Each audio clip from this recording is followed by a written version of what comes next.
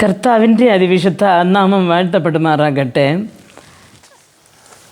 പുറപ്പാടിൻ്റെ പുസ്തകം 7-ാമത്തെ അധ്യായം അതിൻ്റെ 5-ാമത്തെ വാക്യത്തിൽ നാം ഇങ്ങനെ വായിക്കുന്നു: അങ്ങനെ ഞാൻ എൻ്റെ കൈ മിസ്രയീമിൽ നീട്ടി ഇസ്രായേൽ മക്കളെ അവരുടെ ഇടയിൽ നിന്നും പുറപ്പെടുവിക്കുമ്പോൾ ഞാൻ യഹോവ എന്ന് മിസ്രയീമ്യർ അറിയുമെന്ന് കാണുന്നു. പ്രിയ ദൈവമക്കളെ, ഇവിടെ ഇസ്രായേൽ ജനങ്ങളെ നമുക്ക് അറിയാം, മിസ്രയീമ്യർ ഒരുപാട് വേദനപ്പെടുത്തിക്കൊണ്ടിരുന്നു. 1-2 വർഷമല്ല, തലമുറകളായി ഒരു 400 വർഷം വരെ ഈ ഫറവോൻ്റെ കൊട്ടാരത്തിൽ നിന്ന് അല്ലെങ്കിൽ ഈജിപ്റ്റിലെ സൈന്യം വരെ പാടുപെടുത്തിക്കൊണ്ടിരുന്നു.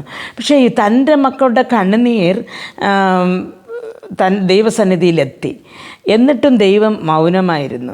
അപ്പോൾ ദൈവത്തിനെന്ന് പറഞ്ഞ് ഒരു തക്ക സമയം വന്നപ്പോൾ കർത്താവ് തൻ്റെ ദൂതനെ അയച്ച് ആ മക്കളെ ഈജിപ്തിൽ നിന്ന് വിടുവിച്ചു. അത് വെറുതെ വിടുവിച്ച് വന്നില്ല, തൻ്റെ മക്കളെ ഉപദ്രവിച്ചതിൻ്റെ ആ ഒരു അനുഭവം അന്ന് ഈജിപ്തിലെ ജനങ്ങൾ അനുഭവിക്കേണ്ടി വന്നു. എന്ന് പറഞ്ഞാൽ 10 ബാധകൾ അയച്ചു കൊടുത്തു. 10 ബാധകൾ കൊണ്ട് ആ രാജ്യം മുഴുവനും ഒരുപാട് കഷ്ടപ്പെട്ടു. അങ്ങനെ ഒരുപാട് പേർ ചത്തൊഴുകുകയും ചെയ്തു. പക്ഷേ കുറേ പേർ വന്ന ആ സൈന്യങ്ങളെ കർത്താവ് ചെങ്കടൽ മുക്കിക്കളഞ്ഞു. പ്രിയ ദൈവമക്കളെ, ആ ഒരു ചെങ്കടലിലെ മുക്കിക്കളഞ്ഞ് അങ്ങനെ സൈന്യങ്ങൾ കംപ്ലീറ്റ് പോയി.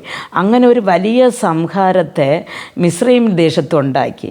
ഇന്ന് ദൈവമക്കൾക്ക് വിരോധമായിട്ട് പലരും എഴുന്നേൽക്കാറുണ്ട്. ശാപവാക്കുകൾ, മന്ത്രവാദങ്ങൾ, ഇങ്ങനെ പല പല കാര്യങ്ങൾ അവരെ എപ്പോഴും ഉപദ്രവിച്ചു കൊണ്ടേയിരിക്കുന്നത്, അവരുടെ വസ്തുവകൾ പിടിച്ചെടുക്കുന്നത്. ഇങ്ങനെ കർത്താവ് മൗനമായിരിക്കുന്നത് കൊണ്ട് ഒന്നും സംഭവിക്കത്തില്ലെന്ന് അവർ ചെയ്തുകൊണ്ടേയിരിക്കുന്നു.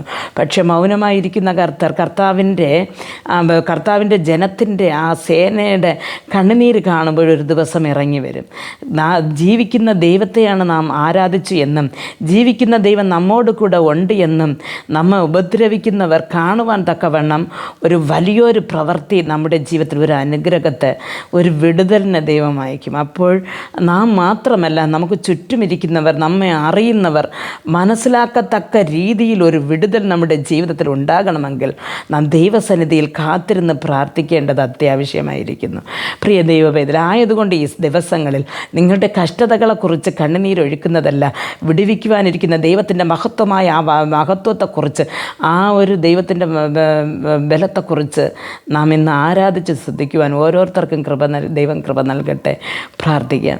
ഞങ്ങൾ അതിവാത്സല്യമായി സ്നേഹിച്ച് വഴി നടത്തുന്ന ആ സ്വർഗസ്ഥ പിതാവേ, കർത്താവെ, ഈ അനുഗ്രഹമായ സമയത്ത് ഈ മെസ്സേജ് കേട്ട അങ്ങയുടെ പൈതങ്ങളെ അപ്പൻ്റെ കരങ്ങൾ തരുന്നു. കർത്താവേ, ദൈവം ഇവിടെ കഷ്ടതകളും കണ്ണുനീരുകളും അങ്ങ് കണ്ടുകൊണ്ടിരിക്കുന്ന കൃപയ്ക്കായി നന്ദി.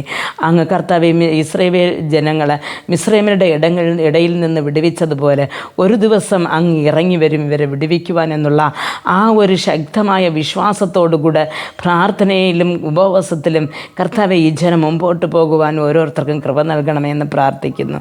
നിൻ്റെ കൃപ കൊണ്ട് ഞങ്ങളെ നിറയ്ക്കണമേ. വിഴുന്നു പോകാതെ, തളർന്നു പോകാതെ അങ്ങയുടെ രാജ്യത്തിൽ വന്ന് ചേരുന്നത് വരെയും ഞങ്ങളെ എല്ലാവരെയും കരം പിടിച്ച് നടത്തണമേ. യേശു ക്രിസ്തുവിൻ്റെ നാമത്തിൽ പ്രാർത്ഥിക്കുമ്പോൾ പ്രാർത്ഥന കൃപയോട് കേട്ട് മറുപടി നൽകിത്തരണം നല്ല പിതാവേ. ആമേൻ.